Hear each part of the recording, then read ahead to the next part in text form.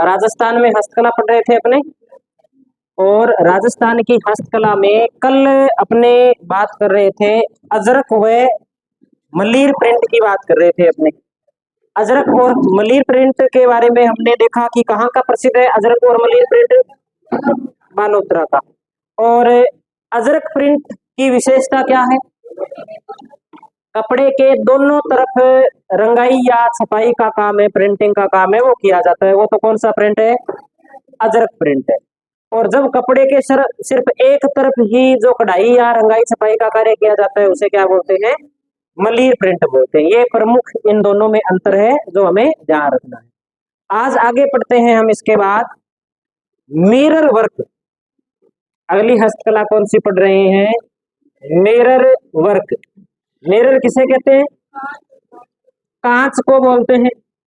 शीशे को बोलते हैं क्या? कांच और शीशे में अंतर होता है क्या? क्या अंतर होता है कांच और शीशे में? शीशे में दिखाई देता है और कांच में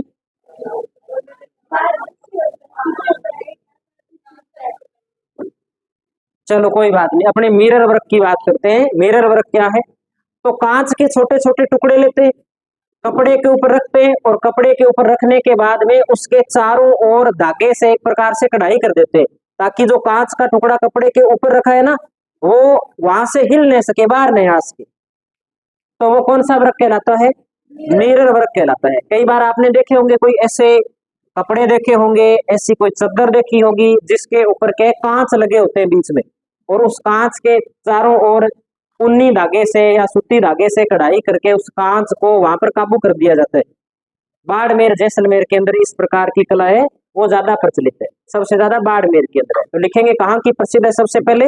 तो सबसे पहले हम नोट करते हैं कि चौहटन बाड़मेर की प्रसिद्ध है। चौहटन बाड़मेर। अब इसमें एक लाइन लिख देते हैं हम कि ये है क्या। तो इसमें लिखते हैं अपने, लिखिए कांच के छोटे टुकड़े, कांच के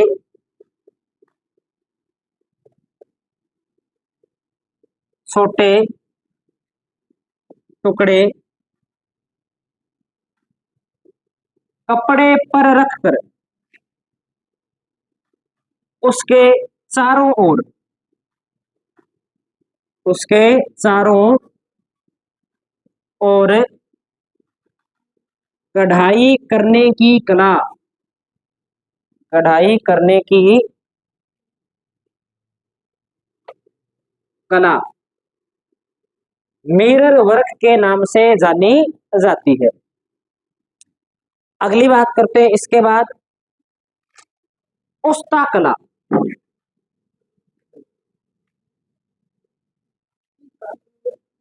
उस्ता कला कहाँ की प्रसिद्ध है? बीकानेर की प्रसिद्ध है उस्ता कला। क्या किया जाता है उस्ता कला में? ऊंट पर क्या करते हैं? ऊंट की खाल के ऊपर या ऊंट के ऊपर?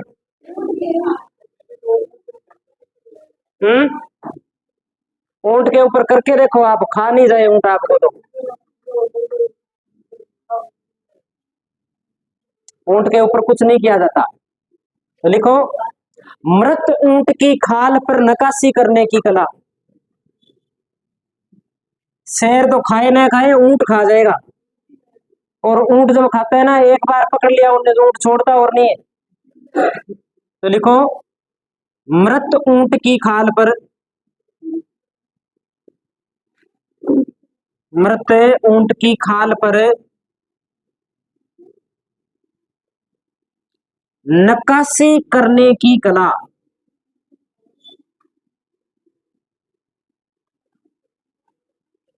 मृत ऊंट की खाल पर नक्काशी करने की कला को क्या बोलते हैं?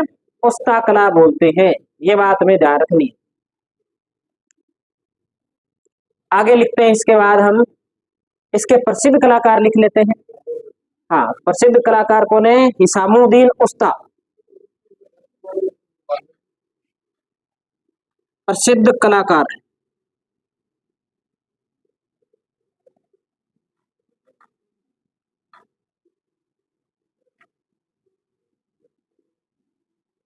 इसामुद्दीन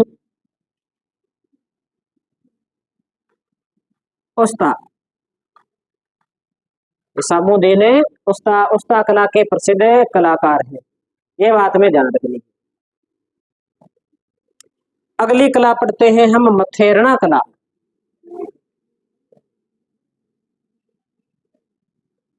मथेरना कला कहाँ की प्रसिद्ध है?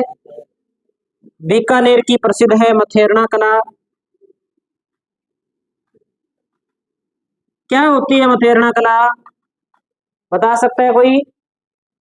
तो हमें ध्यान रखना है, मथेरना कला धार्मिक स्थलों पर पौराणिक कथा, कोई पुरानी कथा है, उस कथा के आधार पर दीवारों पर जो चित्र बनाए जाते हैं वो कौन सी कला कहलाती है? मथेरना कला कहलाती है। तो लिखेंगे धार्मिक स्थलों पर, धार्मिक स्थलों पर पौराणिक कथाओं, पुरानी जो कथाएं हैं, पौराणिक कथाओं पर आधारित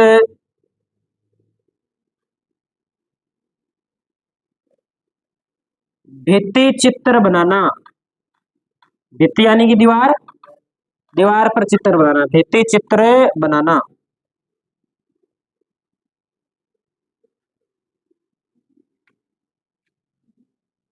मथेरना कला कहलाती है। एक बीकानेर के अंदर ऊंट की खाल से पात्र बनाते हैं, जिसमें कोई जैसे तेल वगैरह वगैरह कुछ सामान रखते थे पुराने समय के अंदर, जिसे कुप्पी बोलते थे। तो एक हम पढ़ते हैं कुप्पी।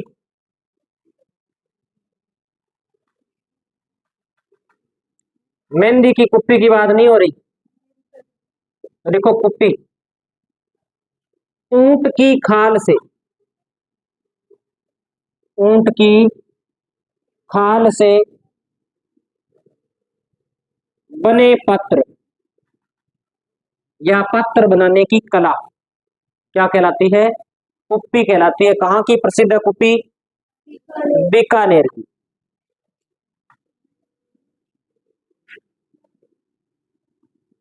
आ रही है कुछ बातें समझ में? तो आज हमने एक तो कौन सी कला पढ़ी थी? Mirror work. एक हमने पढ़ ली उस्ता कला, एक हमने पढ़ ली मथेरना कला, एक हमने पढ़ ली कुप्पी। ठीक है, अब हम पढ़ते हैं बंधेज। बंधेज क्या होता है बताओ?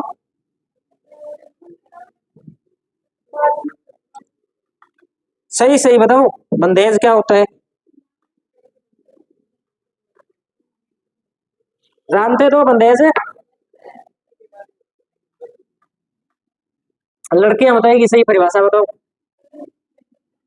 हम्म,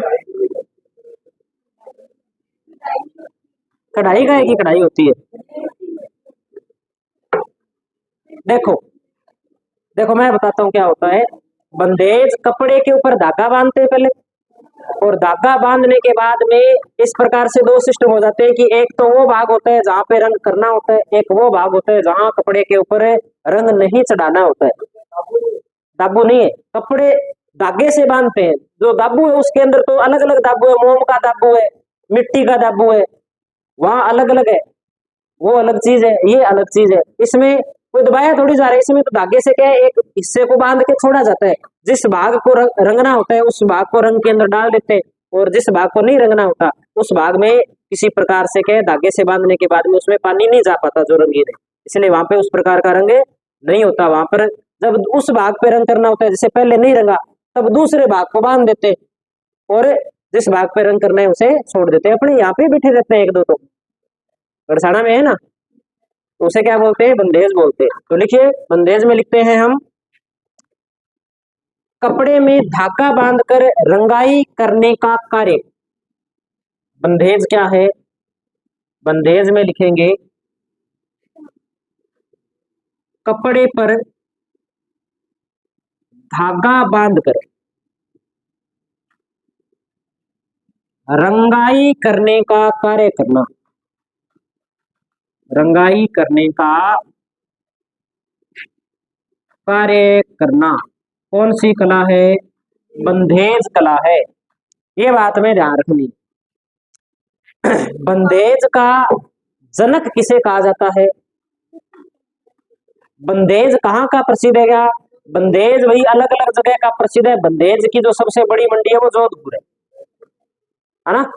तो लिखते हैं हम, आगे लिखा देंगे आपको। बंधेज के 3-4 प्रकार बता देंगे, किस किस प्रकार के बंधेज कहाँ के प्रसिद्ध है। सबसे पहले लिखते हैं बंधेज का जनक बाघा भाटी व फूलजी भाटी। बंधेज का जनक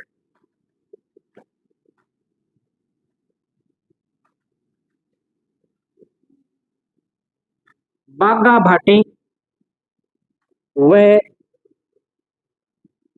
फूलजी भाटी। बाघा भाटी व फूलजी भाटी को बंधेज का जनक कहा जाता है। अगली बात करते हैं हम, बंधेज का कार्य करने वाला व्यक्ति क्या कहलाता है? बंधारा कहलाता है। बंधेज का कार्य करने वाला व्यक्ति क्या कहलाता है? बंधारा।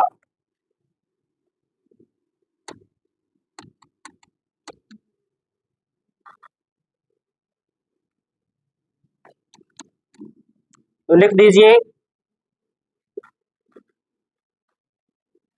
बंधारा या बंधेरा।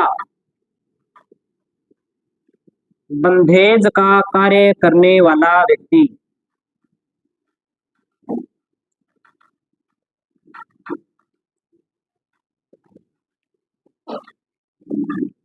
बंधेज का कार्य करने वाला व्यक्ति बंधेरा या बंधारा कहलाता है। बंधेज की सबसे बड़ी मंडी, बंधेज की सबसे बड़ी मंडी तो कौन सी मंडी है? जोधपुर।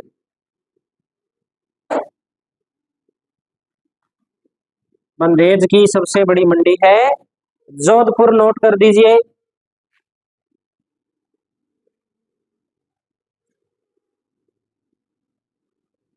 बंधेज का सर्वाधिक कार्य कहाँ किया जाता है?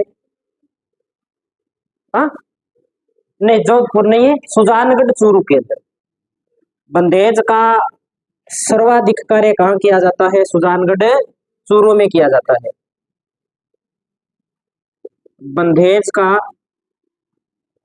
सर्वाधिक कार्य सुजानगढ़ चूरू में किया जाता है। एक उदाहरण मैं आपको देता हूं।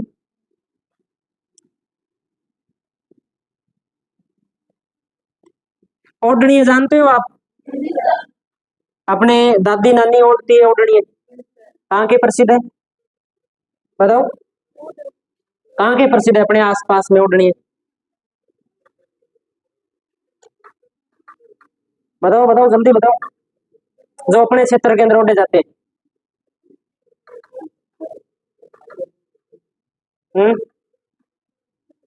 अपने आसपास ठीक ठाक रायसेन नगर के हैं और बढ़िया क्वालिटी की पीली बंगा की है। कहाँ के प्रसिद्ध है? पीली बंगा की। लेकिन ये कोई जरूरी थोड़ी है कि सारे ओढ़ने की कढ़ाई है वो पीली बंगा वाली करते हैं। हमारे इस क्षेत्र के अंदर भी बहुत सारे लोग हैं जो ओढ़नी को निकालने का काम करते हैं, उस पर डिजाइन बनाने का काम करते हैं और उसे कहाँ भेज दिया जाता है? पीली बंगा भेज दिया जाता है, रायसेन नगर भेज दिया जाता है। अधिकांश जो बड़ी मंडी है अपने क्षेत्र के अंदर वो पीली बंगा है, प्रसिद्ध है। पूछ लेना अपने दादी नानी से कि जो ढंगा महंगा ओढ़नी है ना वो कहाँ से लेके, तो वो कहेंगे पीली बंगा से लेके। तो ऐसे ही क्या है, काम तो बंधेज का काम सबसे ज्यादा कहाँ होता है? सुजानगढ़ के अंदर होता है। लेकिन प्रसिद्ध मंडी कौन सी है? जोधपुर है।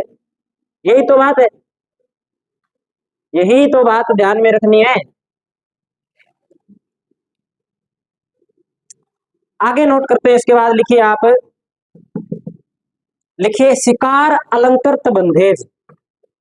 शिकार अलंकृत बंधेज कहाँ का प्रसिद्ध है? शिकार अलंकृत बंधेज बताओ। बूंदी का प्रसिद्ध है। शिकार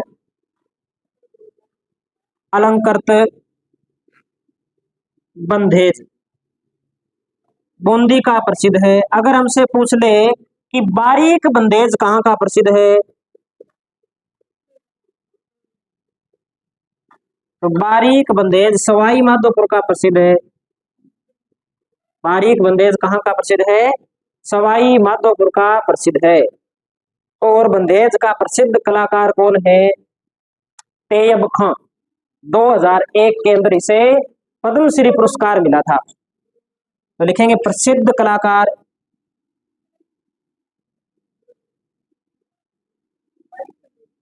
नहीं सीधा पूरे बंदेज का ही, प्रसिद्ध कलाकार तैयब खां। ठीक है, जोधपुर का रहने वाला था तैयब खां। 2001 में इसे कौन सा पुरस्कार मिला, पद्मश्री। वो याद करने की आवश्यकता नहीं है, इतना नहीं पूछे। तैयब खां का नाम जरूर पूछा जा सकता है,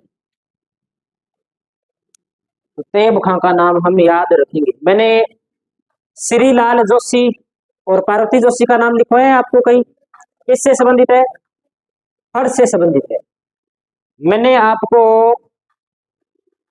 एक नाम लिखा है कृपाल सिंह शेखावत, कृपाल सिंह शेखावत लिखा है ना, किससे संबंधित है, किससे, ब्लू पोट्री से संबंधित है। ठीक है, आगे लिखो, अगली कला पढ़ते हैं, इसके बाद हम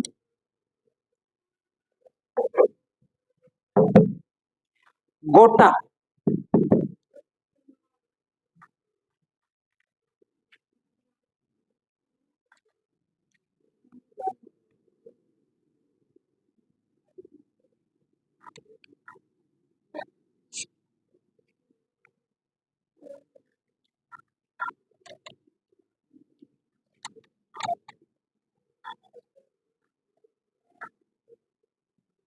लिखो भाई,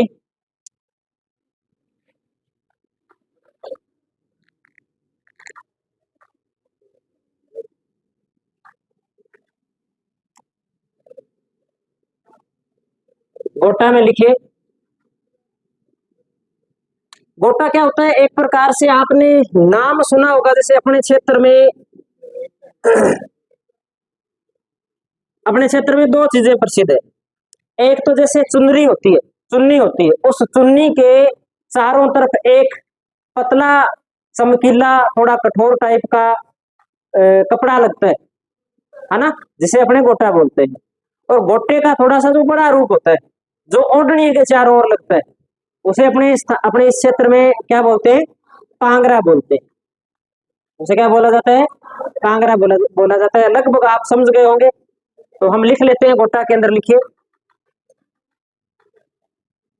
लिखिए सूती ताने पर, सूती ताने पर। अब लोगों को अगर किसी ने सूत काटते हुए नहीं देखा है, सूत कैसे काटा जाता है, दरी कैसे बनती है, अगर देखा है तो ताने का पता है वो नहीं, तो लिखिए सूती ताने पर चमकीले धागे का उपयोग कर, धागे का उपयोग कर बनाया गया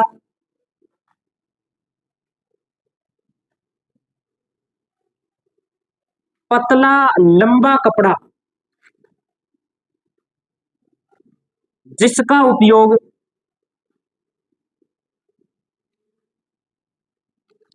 जिसका उपयोग जिसका उपयोग कपड़े के किनारे पर, कपड़े के दूसरा जो कपड़ा होता है, जो पहनने वाला कपड़े या चुन्नी जो भी है, कपड़े के किनारे पर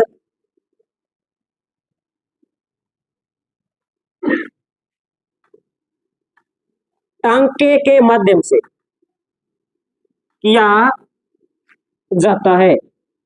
जैसे एक प्रकार से लेंस भी इसमें शामिल होती है, ध्यान रखना। लेंस होती है, मुझे नहीं पता उसका इतना, जो आपके है मैं जो नाम सुने मैंने वो बता दिया, ठीक है। लेंस होती है क्या, ठीक है, जो भी है लिख लो। हमें तो प्रश्न सही करके आना है, लगाना तो आप लोगों को है, हमें पता है कि किसे क्या कहते हैं, जो आएगा हम तो करके आ जाएंगे। हम्म, ये अपने लिखते हैं, इसमें कई प्रकार है, ये अलग अलग जगह का प्रसिद्ध है। वैसे वैसे सिक्कर का भी प्रसिद्ध है, और शेखावाटी अपने बोले ना तो ज्यादा सही रहेगा, शेखावाटी इसमें ज्यादा सही रहेगा। तो लिखिए प्रसिद्ध शेखावाटी, प्रसिद्ध शेखावाटी।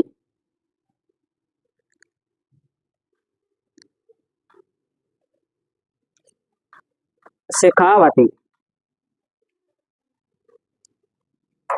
गोटे के प्रकार लिखते हैं कुछ हम।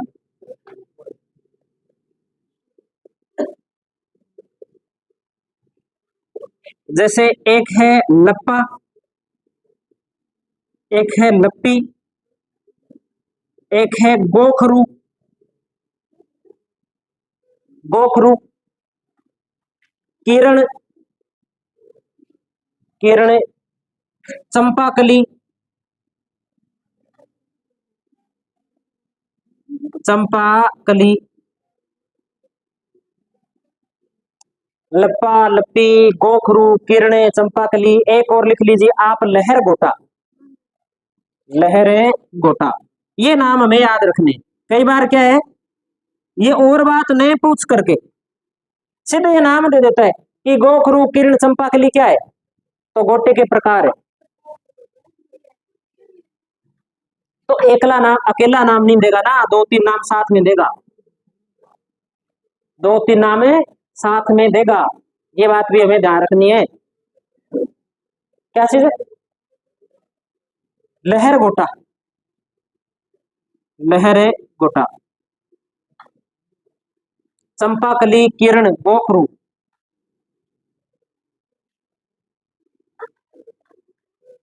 इसके बाद में अगली कला लिखते हैं हम, papier mache, papier mache, papier mache. अगली कला पढ़ते हैं, हस्तकला पेपर मेसी। पेपर मेसी क्या होती है? कागज हो गया, फेविकोल हो गया, मिट्टी हो गई, अखबार का कागज, कुछ इस प्रकार का एक मिश्रण बना लेते हैं, और उस मिश्रण से बाद में कुछ बर्तन या पात्र बनाते हैं। तो बर्तन में पात्र बनाने की कला क्या कहलाती है? पेपर में से। किससे बने होते हैं पात्र? तो मिट्टी, गोंद, फेविकोल, कागज आदि को मिलाकर के जो पात्र बनाए जाते हैं वो पेपर मेसी कहलाती है।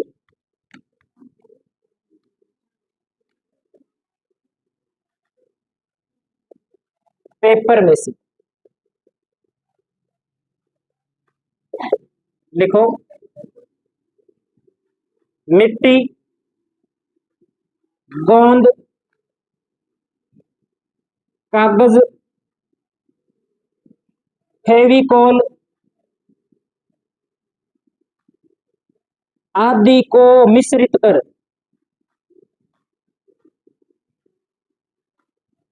मिश्रित कर पात्र बनाने की कला, पात्र बनाने की कला पेपर मेसी कहलाती है। पेपर मेसी है ये जयपुर की प्रसिद्ध है। पेपर मेसी कहाँ की प्रसिद्ध है? जयपुर की प्रसिद्ध है। एक कला पढ़ लेते हैं, जट कतराई, बीकानेर।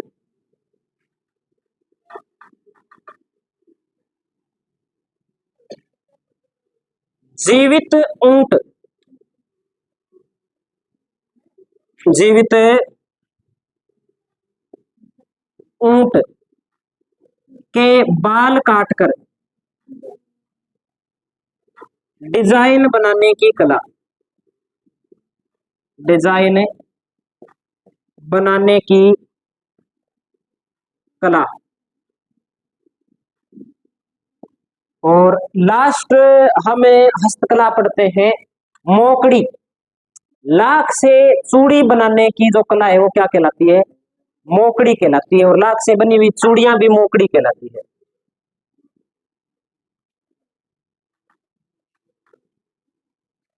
लाख से निर्मित चूड़ियां,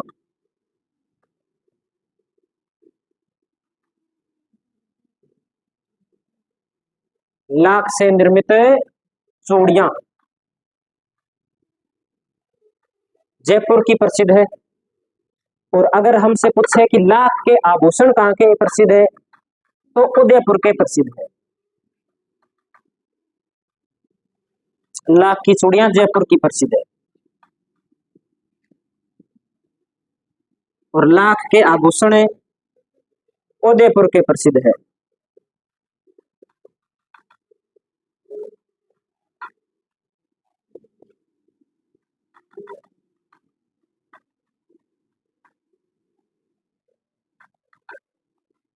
हर चीज का एक टाइम आता है। जैसे आज से 5-6 साल पहले एक फैशन आया था जिसमें क्या लाख की चूड़ियों के ऊपर महिलाएं नाम लिखवाती थी। वो फैशन खत्म हो गया। उसके बाद में चांदी के कड़े आ गए, इसके अंदर नाम वाला फैशन चल रहा है ना। अब उसमें थोड़ा सा और परिवर्तन हो गया। अब चांदी का जो कड़ा होता है उसको सोने रंग के अंदर रंगने लग गए। पहले नॉर्मल आता था, अब सोने रंग के अंदर आने लग गया। होती चांदी है। हाँ, जो भी है, जो भी करते हैं, धीरे धीरे फैशन बदल रहा है। और राजस्थान में सबसे ज्यादा आभूषण किसके, कौन सी धातु के पहने जाते हैं? चांदी के पहने जाते हैं। राजस्थान में सबसे ज्यादा आभूषण, सबसे ज्यादा आभूषण पहने कहाँ, कौन से क्षेत्र में जाते हैं बताओ? मारवाड़ नहीं है, मेवाड़ और हाड़ौती दिखाया है आप लोगों को। राजस्थान में सर्वाधिक सोने के आभूषण कौन से क्षेत्र में पहने जाते हैं? कौन से क्षेत्र में पहने जाते हैं? कहाँ पहने जाते हैं बताओ? इसका मतलब आप पढ़ते नहीं हो पीछे वाला। मारवाड़ में पहने जाते हैं, मारवाड़ में पहने जाते हैं। ये अपना टॉपिक हो जाता है कंप्लीट। अब हम एक नया टॉपिक शुरू करते हैं। नई हेडिंग लगाओ आप,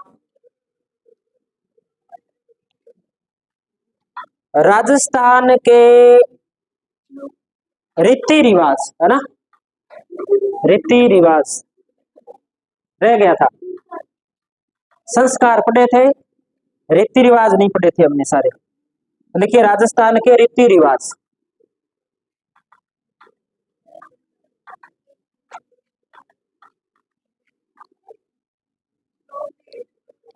पढ़ाएंगे लोक देवी देवता। 5-7 दिन बाद में लोक देवी देवताओं का नंबर आ जाएगा,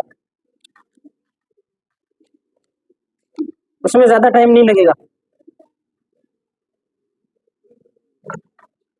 लिखो, पहला रीति रिवाज लिखते हैं हम।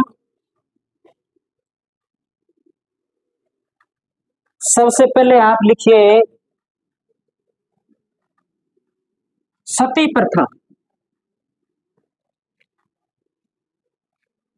सती प्रथा,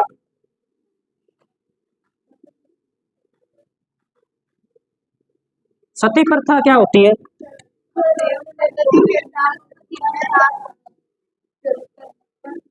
तो लिखो सती प्रथा।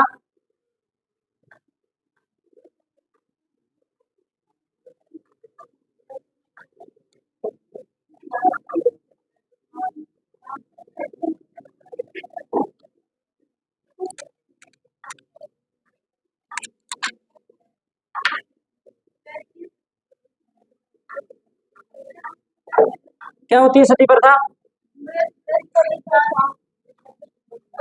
या जीवित पति के साथ?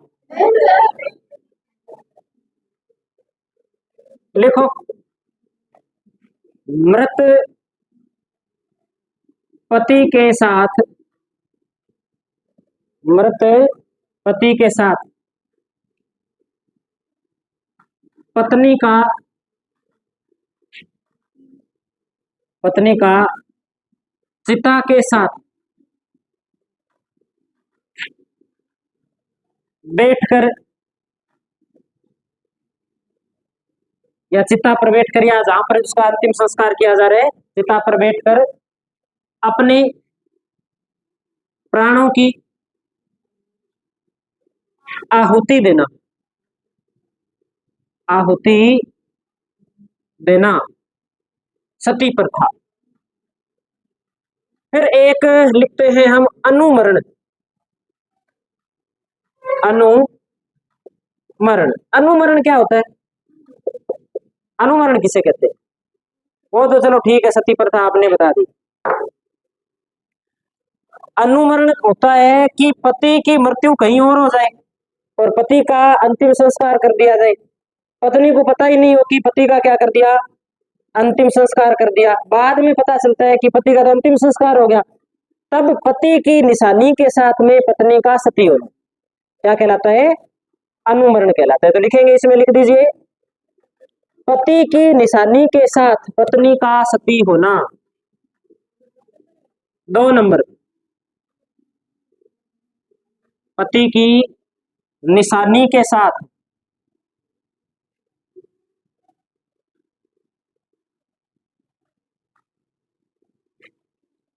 पत्नी का सती होना। यानी पहले कोई टाइम फिक्स नहीं होता था, किसी भी स्त्री का कभी भी नंबर आ सकता था, है ना? गलत था सिस्टम, ऐसे थोड़ी होता है।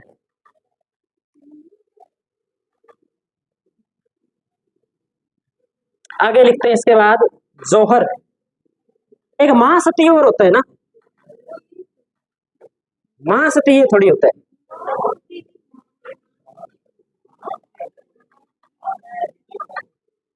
हाँ, तो महासती लिखा है मैंने, महासती नहीं, महासती। महासती क्या होता है?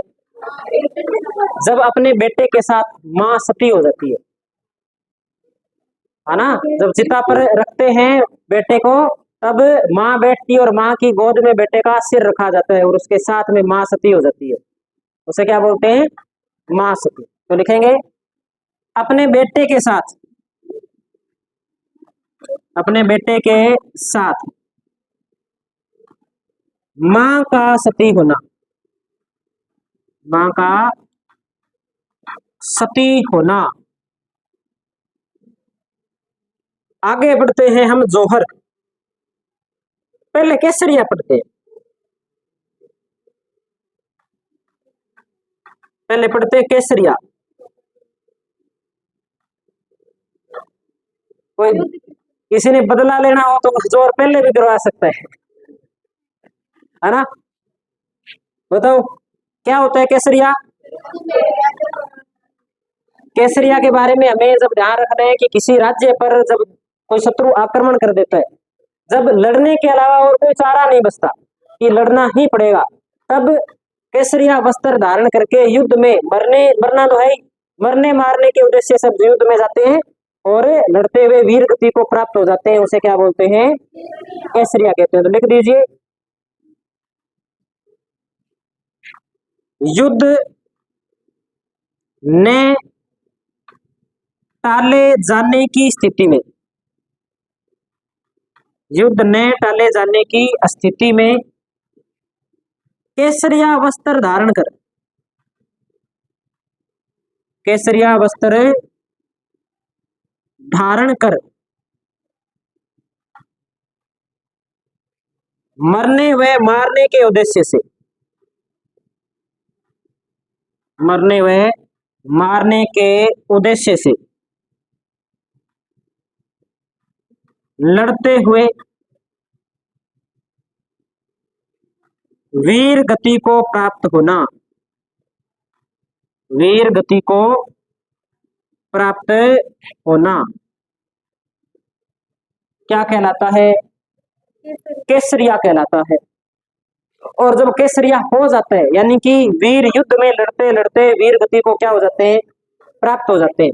तब महल के अंदर जो महिलाएं होती है, वो अपनी इज्जत बचाने के लिए वो क्या करती है? या तो अग्नि में कूद जाती है, अधिकांश तो यही हुआ है राजस्थान के अंदर कि अग्नि में प्रवेश कर जाती है, और एक अपने प्रमाण को छोड़ दे रणथंबोर वाले को, तो बाकी सारा अग्नि जोहर के ही हमें प्रमाण मिलते हैं।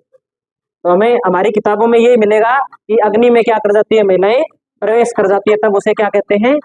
जोहर कहते हैं। तो आगे लिखिए इसके बाद में,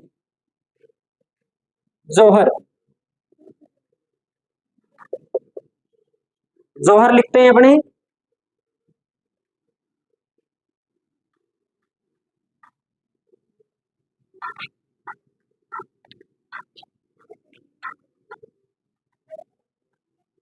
केसरिया होने के पश्चात, केसरिया होने के पश्चात महिलाओं महिलाओं द्वारा अपने आत्मसम्मान की रक्षा हेतु, आत्मसम्मान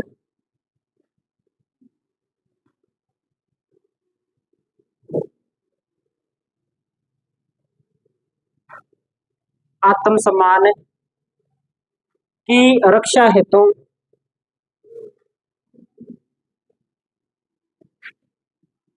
अग्नि या जल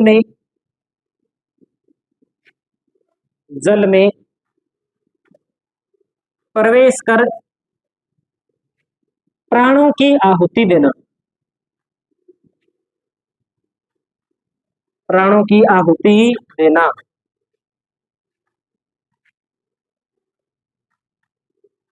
ये होता है जोहर।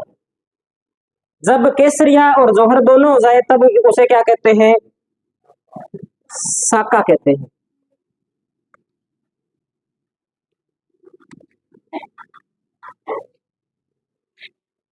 तो आगे हम लिखते हैं साका। केसरिया प्लस जोहर दोनों होना, दोनों हो जाते हैं तब उसे क्या कहा जाता है?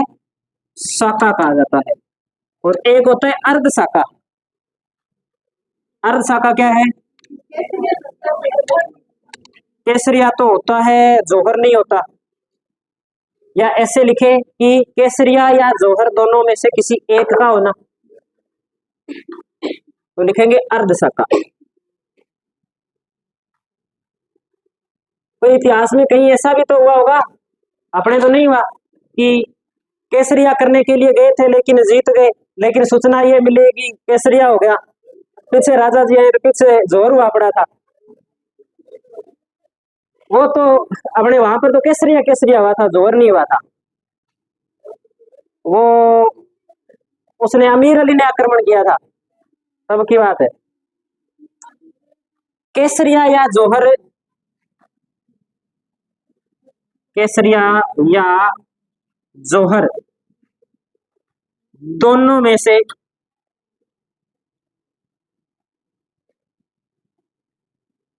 कोई एक होना, तब उसे क्या कहा जाता है? अर्ध साका कहा जाता है।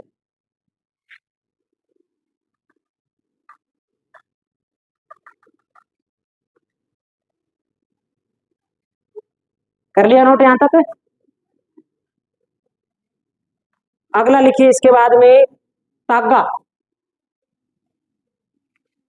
तागा, तागा क्या होता है? तागा होता है किसी कार्य का विरोध करते हुए अपने प्राण को त्यागना, किसी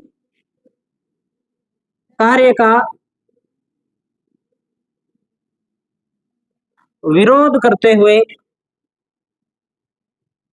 विरोध करते हुए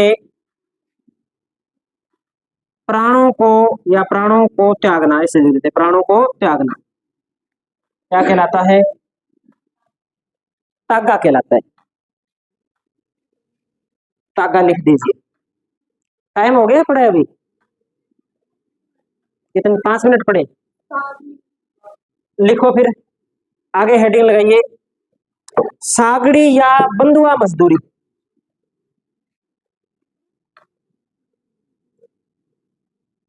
सागड़ी या बंधुआ मजदूरी, ये भी एक प्रथा थी। इसमें क्या होता है? इसमें होता है कि जैसे पहले बड़े जमींदार होते थे, बड़े साहूकार होते थे, वो गरीब लोगों को पैसे दे दिया करते थे उधार।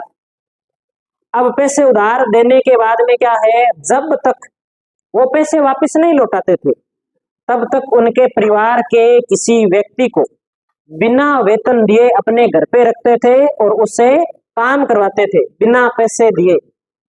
तो ये प्रथा क्या कहलाई? सागड़ी या बंधुआ मजदूरी कहलाई। तो लिख दीजिए आप, बड़े जमींदारों या साहूकारों द्वारा, बड़े बड़े जमींदारों या साहूकारों द्वारा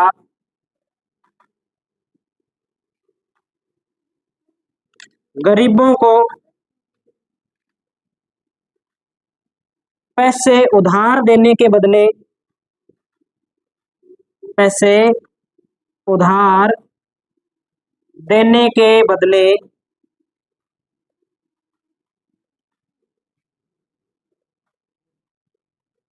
बिना वेतन दिए, बिना वेतन दिए कार्य करवाना, कार्य करवाना। कौन सी प्रथा थी? सागड़ी प्रथा या बंधुआ मजदूरी के नाम से जानते हैं। आज कोई कर देगा ऐसा काम? कितनी स्वतंत्रता है ना? घर पे कोई बोल दे ना काम तो नहीं करते, जमींदार के क्या काम करते? तो पहले ऐसा ही होता था, पैसा नहीं था पहले, पैसा बहुत ही कम होता था, होता ही नहीं था पैसा। ऐसे मान लो 5 रुपए तो शायद ही किसी की जेब में मिलते थे, 5 रुपया नहीं मिलता था। 1 रुपए की कीमत क्या थी इतनी? 100 कहाँ, 1 लाख के समान होते था। 1 रुपया 1 लाख के समान होता था पहले राजा महाराजाओं के टाइम में। 1 रुपया बहुत बड़ी बात होती थी, आने आना बहुत बड़ी बात होती थी। पैसे रुपए तो बहुत बाद की बात है, अन्नों से काम चलता था। 2 अन्नों के अंदर शादी हो जाती थी, है ना? अब बोलते हैं कि 2 आने का व्यक्ति है ये, अब इज्जत नहीं है 2 आने की। पहले 2 आने की बहुत इज्जत होती थी भाई। 2 आने का व्यक्ति नहीं, यानी कि 2 आना कुछ था उस समय या नहीं था? था 2 आना। ये 2 आने, 2 आने ठीक ठाक थे उस समय। लिखो अगली प्रथा, लिखिए इसके बाद अगली प्रथा लिख दीजिए, डावरिया। डावरिया प्रथा। डावरिया प्रथा क्या थी?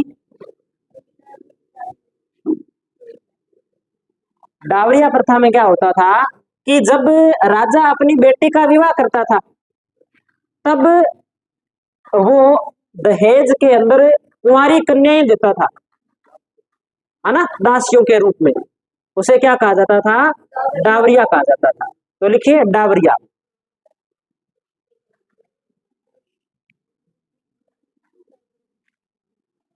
राजा द्वारा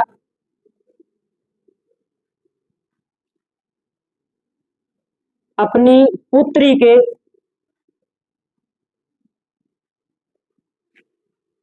विवाह के दौरान दहेज में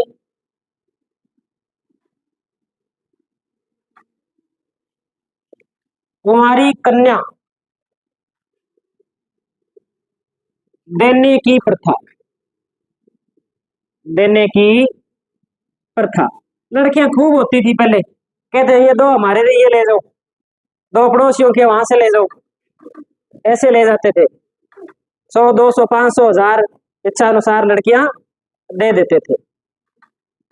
कौन सी प्रथा थी ये? डावरिया। पहले लड़कियों की कोई इज्जत नहीं होती थी, बिल्कुल ही इज्जत नहीं थी। आगे लिखते हैं, इसके बाद लिखिए एक प्रथा और पढ़ लेते हैं आज हम, नाता प्रथा। नाता प्रथा। नाता प्रथा में लिखिए,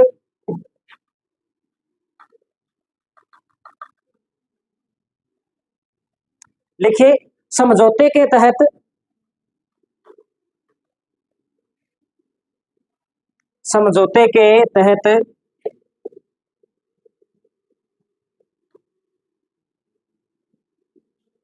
महिला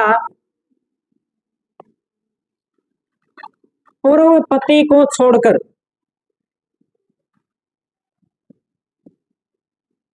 किसी अन्य व्यक्ति के साथ, किसी अन्य व्यक्ति के साथ